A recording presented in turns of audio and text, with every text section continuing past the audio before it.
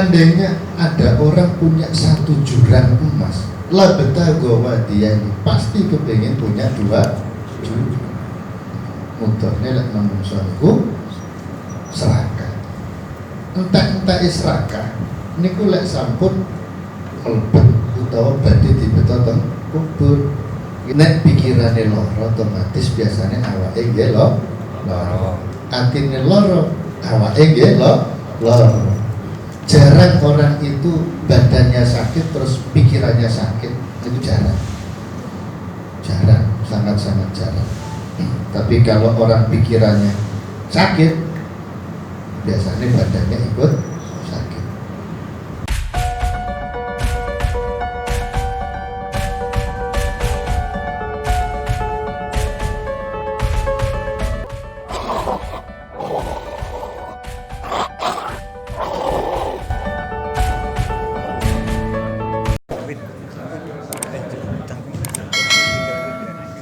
Assalamualaikum warahmatullahi wabarakatuh.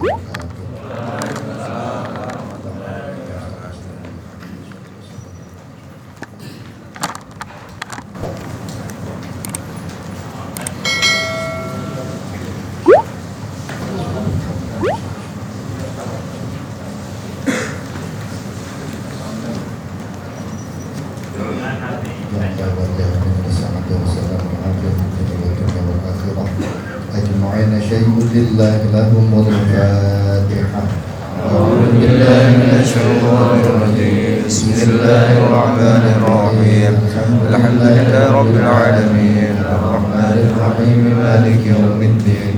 إياك نعبد وإياك نستعين اهدنا الصراط المستقيم صراط الذين أنعمت عليهم غير المغضوب عليهم ولا الضالين آمين.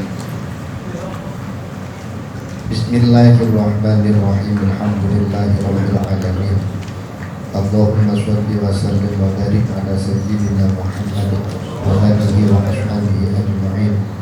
Wa qala al-musannif rahimahullahu ta'ala wa nafa'ana bihi wa bi 'ulumihi wa a'adha 'alaina min barakati du'aihi wa asrarihi fid dharain amin ya rabbal alamin. Bismillahirrahmanirrahim. Wal qalbul qadimu a'maku minal bahr. Niku dia.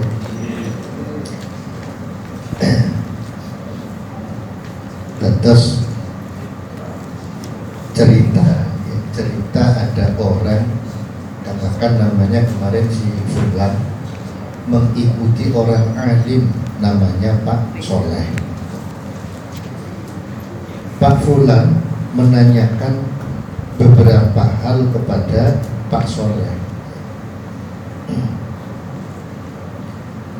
menanyakan tentang 7 hal. Iniku tentang apa yang lebih berat dari langit, apa yang lebih luas, lebih lapang dari tanah, dari bumi, apa yang lebih keras dari batu, apa yang lebih panas daripada api, apa yang lebih dingin daripada es, salju, apa yang lebih dalam daripada laut, apa yang lebih rendah atau lebih lemah daripada anak yatim. Dijawab oleh Pak Soleh, yang lebih berat daripada langit itu adalah cerita bohong, gawe-gawe. Gawe-gawe itu bahasa Indonesianya mengada-ngada, betul buat-buat ya, mengada-ngada. Yang lebih luas daripada bumi itu adalah, yang lebih luas daripada bumi itu adalah hati. Kenapa? Kebenaran. Yang lebih dalam daripada laut itu adalah hati yang lapang. Saniki wal hirsu. Wal hirsu utawi lobo niku serakah. Fil jasadi ing dalem raga iku aharu luwih panas minan nari ketimbang geni. Serakah atau keserakahan di dalam jasad, dalam tubuh, dalam pikiran, dalam hati, pokok serakah itu lebih panas daripada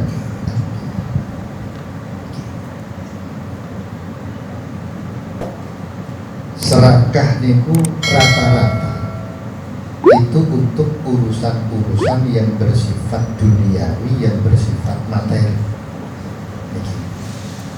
Serakah rakus. Enten kadang tiang niku rakus dalam arti ongso niku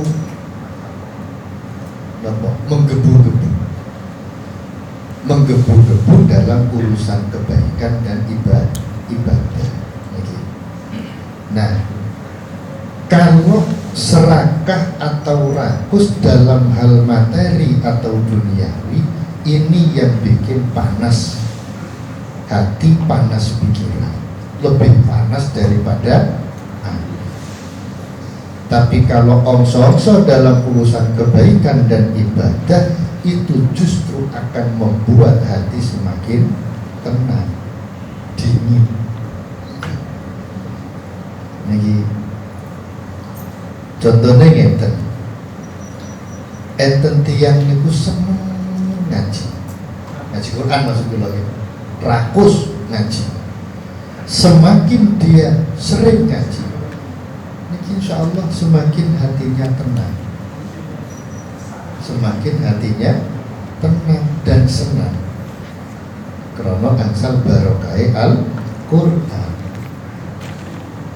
Tapi sebaliknya kalau orang itu ongso-ongso, rakus, serakah untuk urusan materi, biasanya gampang panas hati. Nyuwun sewu, wajar dan manusiawi kalau setiap manusia itu pingin punya, pingin gadah sarung setunggal, kepingin gadah kali. Ini wajar manusia.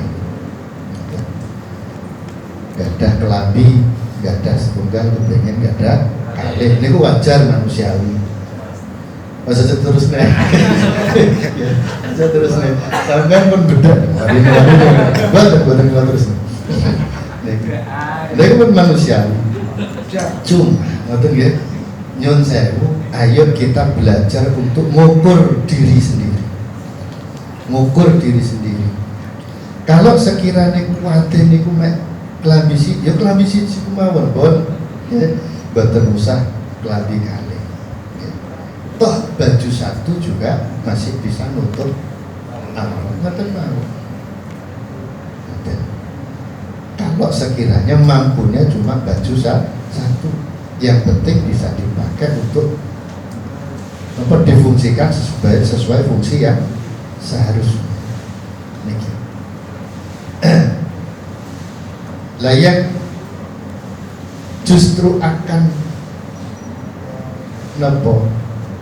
membuat keserakahan itu menjadi-jadi. Itu kalau terlalu tinggi keinginan, terlalu melambung hayalan niki. Ini wow. Gadah sarung setunggal kepengen kali, gadah lambi setunggal kepengen kali. Wes mandi seterusnya. Karena kulo sanjang mau manusiawi dan wajar kalau ada orang punya sakit kepengen lebih itu wajar. Tapi monggo ya disesuaikan keadaan. Kanjeng Nabi pun ngendika laukana linnasi wadin minad dahab labtago wadiyain. Seandainya orang itu punya satu jurang emas, jurang Pak, namanya jurang mesti jeruk, ya, enggak, namanya jurang itu mesti jeruk, ya cekan betul jurang namanya jumlahan, ya.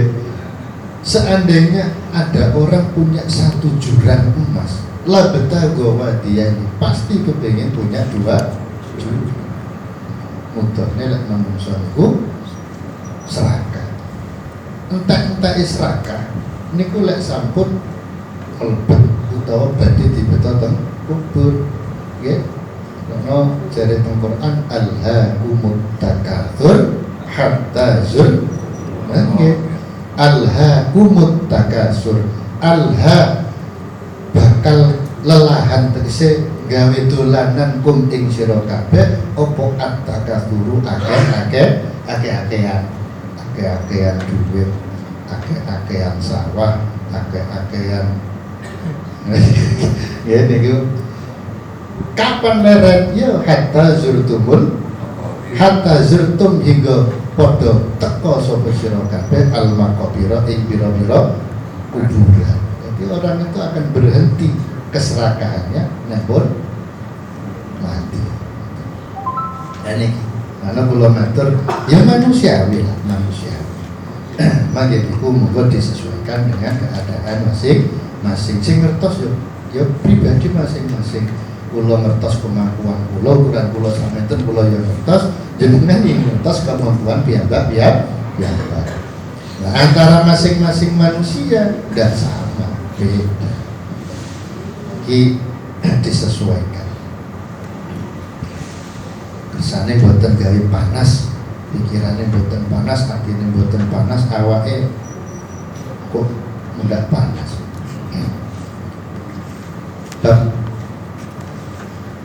Nek pikirane loro otomatis biasanya awake nggih loro. Atine loro, awake nggih loro. Jarang orang itu badannya sakit terus pikirannya sakit, itu jarang, sangat-sangat jarang. Tapi kalau orang pikirannya sakit, biasanya badannya ikut sakit. Wal hajatu ilal qarib, wal hajatu utawi butuh ilal qaribi marang kerabat idza lam tanjah nalika ora hasil apa hajat iku abradu luwih adem minaz zamhariri ketimbang salju. Ngeten maksudnya, ketika ada orang butuh, maksudnya butuh itu punya keinginan kepada saudara, kepada kerabat, kok tidak tersampai, boten kesampaian. Ini lebih sejuk daripada salju. Maksudnya, kalau ada di antara kita ini kok butuh dulur, kok dulur niki katakan tidak sesuai keinginan kita, niki ya nyuwun sewu, kalau di sini niki dikongkon nerima dan akhirnya tetap adem. Contoh, butuh dulur urusan duit tuh, kating utang badhe nyambut agenge 100.000 lah. Niki kok dulur niku mboten maringi krana memang mboten gadah, ya cok gremeng, jangan sakit hati. Kudune mikir alhamdulillah ora sida dikai ngomong ngoten. Nah ngriki lho. Sebab napa kadang gara-gara duit 100.000. Niki nek padha-padha mboten sadari sak duluran iso seduluran ini bisa keterusan. Lano kula jenengan diingatkan, kalau kita punya kebutuhan kepada siapapun termasuk kerabat, termasuk saudara, kalau memang tidak tersampaikan, tidak sesuai keinginan, ya kan belajar sabar, nerima atau mawon niki supaya ikatan persaudaraan, hubungan kekeluargaannya masih tetap utuh. Ya memang cara terus tiang niku kalau keinginan tidak tersampaikan niku sakit rasanya ya. Lah nggak tahu ya, sakit Pak. kan jalur duwe karep kok boten sakit. Tapi Gusti Allah kan maha segalanya. Allah itu ngatur segalanya. Allah ngatur segala. Barangkali tidak dapat dari sebelah sini, dari sebelah sana. Boten dugi dulur sing niki, dugi dulur sing lintur. Jadi intinya jangan sampai panas hati, sakit hati.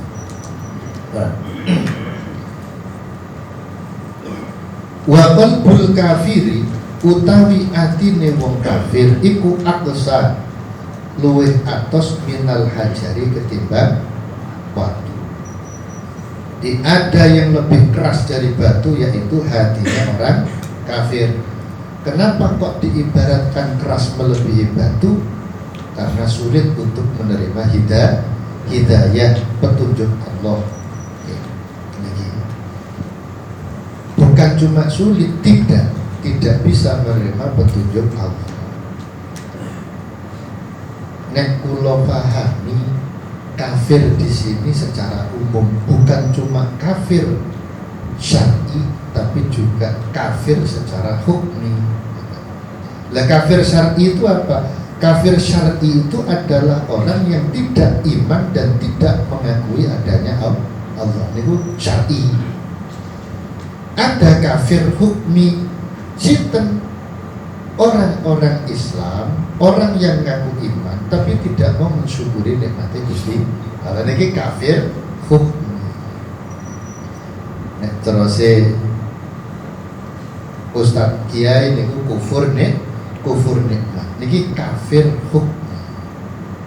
Makanya moga kita belajar untuk menerima dan mensyukuri nikmat Allah apapun itu wujudnya. Sekecil apapun, kalau memang itu nikmat dari Allah, ya disyukuri. Caranya bersyukur digunakan untuk kebaikan dan ibadah. Nah, bahasanya Habib Syekh niku, apapun yang diberikan Allah kita kembalikan kepada Allah. Tegese tiga ibadah, tiga berbuat baik. Nah, urusan ibadah ini sesuai tatanan Ahlus Sunnah wal Jamaah.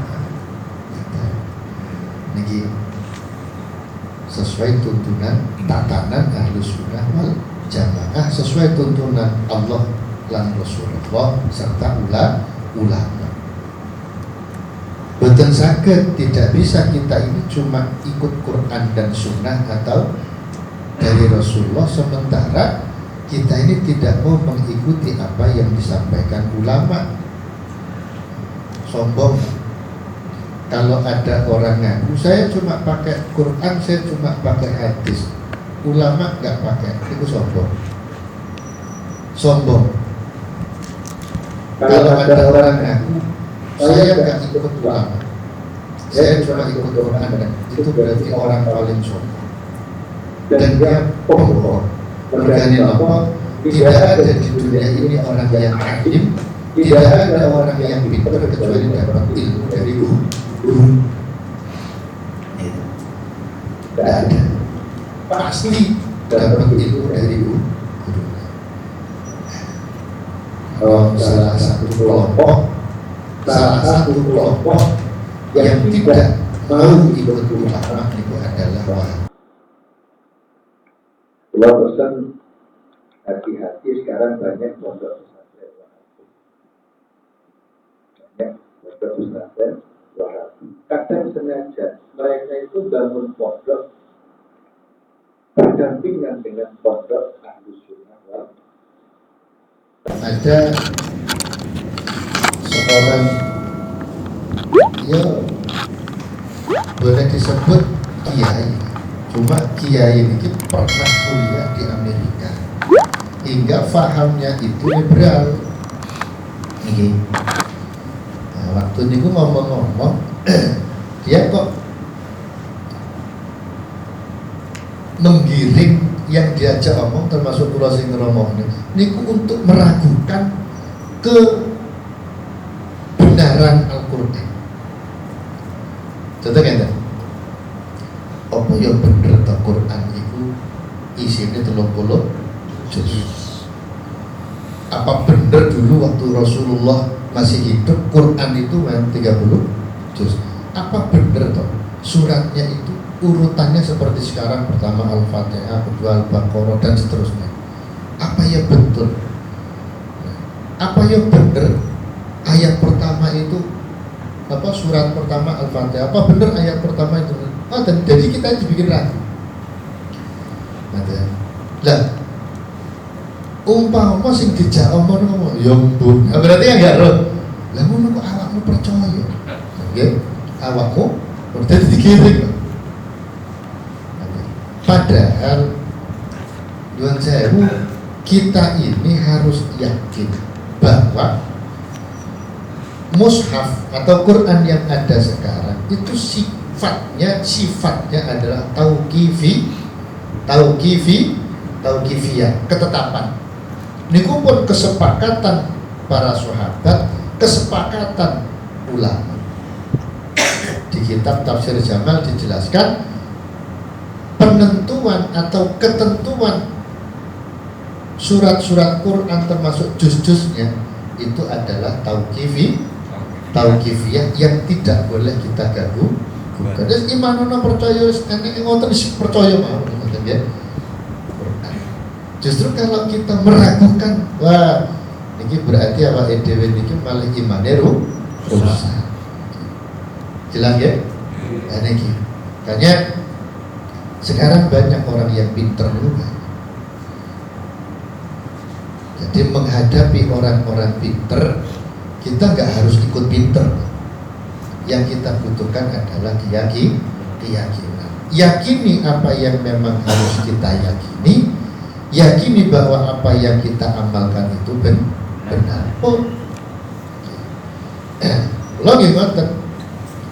Saya akan meyakini apa yang menjadi kebiasaan saya dari guru-guru saya bahwa itu benar. Orang lain bilang, sama jari, gak ngurus. Jadi tujuan saya apa? Tujuan saya adalah supaya kita ini tidak mudah diombang-ambingkan atau dibikin mamang, dibikin ragu oleh orang lain.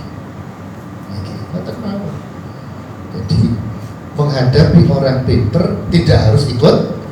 Masalah kadar kemampuan orang berpikir, berbicara, menelaah itu beda. Jadi dengan boten usah maksud aku udah melok pinter. Terus saya kok pinter. Yang penting keyakinannya itu harus dikuatkan.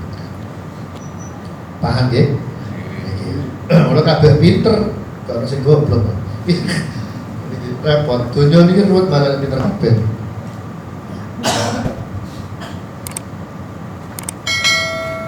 Jadi orang yang tukang adu domba, provokator itu hina dalam pandangan manusia, hina dalam pandangan Allah Subhanahu wa Ta'ala.